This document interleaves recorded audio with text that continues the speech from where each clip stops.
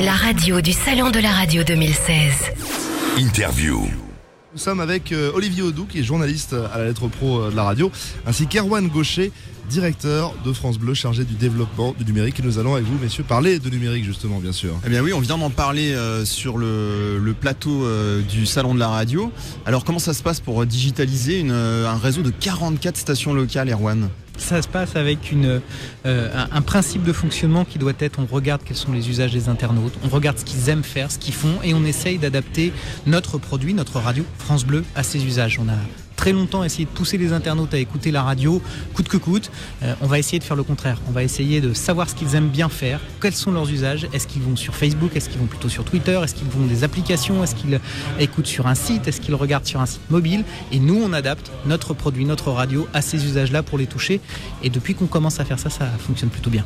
Et alors, qu'est-ce qu'ils aiment en particulier, les auditeurs de France Bleu? Quelles sont leurs particularités, leurs goûts? Alors ils aiment se retrouver en communauté. On a plein de gens qui aiment se retrouver dans un groupe qui a les mêmes goûts musicaux, qui habitent dans la même région, qui partagent le même type d'infos. Ils ont un endroit évidemment où ils font ça, ça s'appelle Facebook et ça s'appelle aussi France Bleu. Donc on a une chance formidable, c'est que les auditeurs de France Bleu, ils sont en interactivité depuis bien longtemps. France Bleu, c'est 10 000 appels chaque jour au standard. Ils ont envie de parler, ils ont envie de partager, ils ont envie de liker. Donc notamment, on développe fortement notre communauté Facebook. On est à 900 000 fans, bientôt 1 million. Ça va faire de France Bleu l'une des généralistes les plus likées de France, très très loin devant la plupart de ses concurrents. Et c'est important parce que ce sont des gens qui viennent quand même nous dire je deviens fan de France Bleu, je like France Bleu, c'est quand même quelque chose de fort. Et ça donne une puissance de feu notamment pour leur proposer nos sites, nos contenus, nos programmes, notre musique, notre information très importante. Et l'idée de base notamment, toujours, c'est d'être très fort sur le smartphone. Aujourd'hui, toute la stratégie numérique de France Bleu est tournée vers le mobile first. C'est vraiment le but du jeu, c'est de mettre France Bleu dans la poche de tout le monde. On passe notre temps greffé sur nos smartphones. Et bien maintenant, on va essayer de pousser les internautes à être toujours sur leur smartphone, mais en plus à consommer du France Bleu, pas forcément seulement écouter, évidemment, on a envie qu'ils soient très nombreux à nous écouter via l'application, mais aussi à lire nos articles, à découvrir les coulisses de nos programmes et des choses comme ça, et ça fonctionne plutôt bien. Alors vous avez gagné un prix hier sur le salon et je crois que ça montre un petit peu cette affection très forte. Pourquoi cette telle affection des auditeurs de France Bleu? On est une radio, France Bleu, on est une marque proche des gens. On est le seul média qui est à la fois national, bien entendu, mais maillé dans 44 territoires. On est proche des gens, on vit au même endroit qu'eux. On a cette force-là.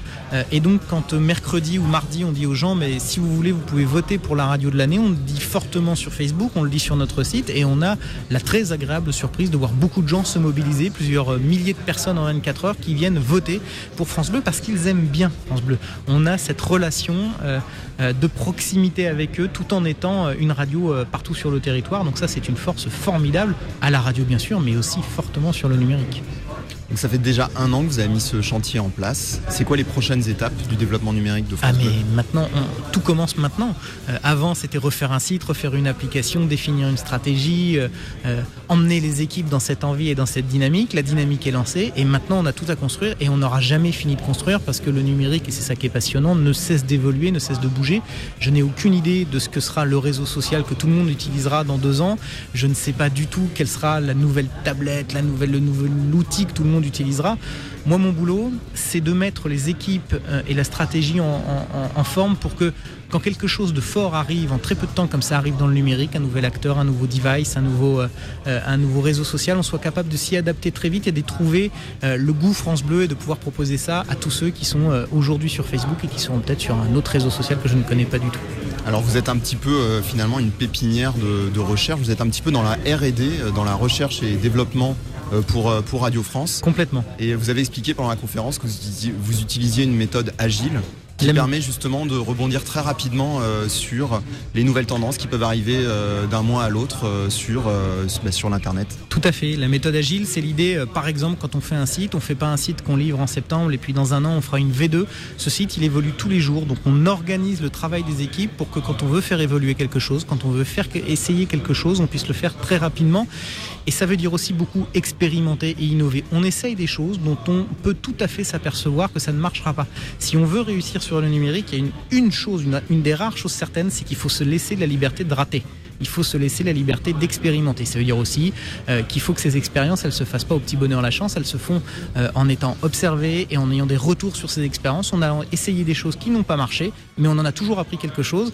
Et le but du jeu, c'est de tout le temps essayer. Et de temps en temps, dans le tamis, il y a une pépite qui marche bien et on est bien organisé pour l'utiliser maintenant. Donc j'imagine que cet esprit d'innovation, c'est aussi un facteur de motivation pour les équipes parce que France Bleu est vraiment dans une dynamique de développement dans l'ère moderne. Et oui, quand ils ont vu que l'ensemble des forces numériques de Radio France a été mobilisé pendant plusieurs mois sur un objectif, c'est le nouveau site de France Bleu, la nouvelle application, quand ils voient qu'on est capable de faire de France Bleu un objectif majeur pour Radio France sur son développement numérique, c'est quelque chose qui parle aux équipes. C'est non, c'est pas parce qu'on est loin de Paris qu'on est loin du cœur. Au contraire, on peut être au centre des préoccupations numériques d'un groupe comme Radio France quand on s'appelle France Bleu et de voir, il y a une certaine fierté en effet de voir que le nouveau site de France Culture, il est en partie une émanation du nouveau site de France Bleu, qu'on a d'abord fait les choses sur France Bleu pour les essayer sur d'autres choses. Alors ce boom sur le trafic en numérique, est-ce que ça a un impact qui est déjà visible sur les audiences de France Bleu ? Alors sur les audiences numériques, oui, bien sûr. On est déjà, en moyenne, on est à plus 165% d'audience numérique par rapport à l'année précédente. Donc on est sur des courbes très importantes. Et surtout, on est sur un dynamisme et sur une courbe qui ne se relâche pas. C'est-à-dire que tous les mois, on est encore en augmentation. En janvier, on fait 25% de visites en plus sur le site que le mois de décembre, qui était déjà un record. L'application continue de monter et on fait encore 40% d'audience sur l'application en plus que le mois précédent, qui était déjà un record. Donc tous les mois, on augmente, on continue ça. Est-ce que ça a un impact sur l'antenne ? Ça, on ne peut pas le mesurer. On ne sait pas aujourd'hui dans une radio savoir si le fait d'avoir beaucoup d'internautes fait qu'on a des auditeurs en plus. Mais c'est évident que ça ne peut être que intéressant d'avoir une radio forte sur le numérique pour l'antenne. Quand on voit aujourd'hui, encore, je reprends cet exemple de Facebook, il y a 30 millions d'utilisateurs sur Facebook. Si on est fort auprès de ces 30 millions de gens, on est forcément plus fort sur l'antenne parce qu'on met France Bleu sous les yeux, dans les oreilles de gens qui n'étaient peut-être pas des auditeurs de France Bleu auparavant. D'accord, un petit mot sur Snapchat parce que c'est très intéressant, c'est pas forcément dans la cible de France Bleu, mais vous êtes toujours à l'écoute de tout ce qui se passe sur tous les différents réseaux sociaux parce que vous voulez vous fermer aucune porte. Exactement, on expérimente des choses sur Snapchat ou WhatsApp. Je ne sais pas du tout si on va le faire développer réellement. En revanche, je suis sûr d'une chose, on constate toujours le même principe, c'est que si on attend que l'usage explose et qu'il y ait 10 millions d'utilisateurs en France pour se poser la question au fait, qu'est-ce que c'est Snapchat ? Comment ça marche ? Comment je peux diffuser de mes contenus ? On a déjà raté 2 ou 3 trains. Alors que là, un réseau explose. Là, il explose plutôt auprès d'un public beaucoup plus jeune que nos auditeurs, qui n'est pas forcément dans notre cœur de cible, mais je veux pouvoir prendre la décision une fois qu'on saura s'en servir. Et on voit si on y va après ou pas, mais on saura ce qu'on veut faire si on y va. Et si dans un an, et je n'en ai aucune idée, Snapchat explose auprès des 30-40 ans, on saura ce qu'il faut y faire pour y aller et donc on pourra déclencher tout de suite. Et je préfère avoir 2 ou 3 expériences qui ne servent à rien concrètement, c'est-à-dire que je ne lance pas de produit avec ça, mais si j'ai besoin de le lancer, je peux le lancer très vite et je suis réactif avec les nouveaux usages de mes auditeurs et de mes internautes. D'accord, merci beaucoup Erwan Gaucher. Merci. Et puis très bon salon de la radio et bon développement numérique sur France Bleu. Merci à tous les deux. Donc Erwan Gaucher, directeur de France Bleu chargé du développement numérique, et Olivier Audoux, journaliste à la lettre pro de la radio sur la radio du Salon de la Radio.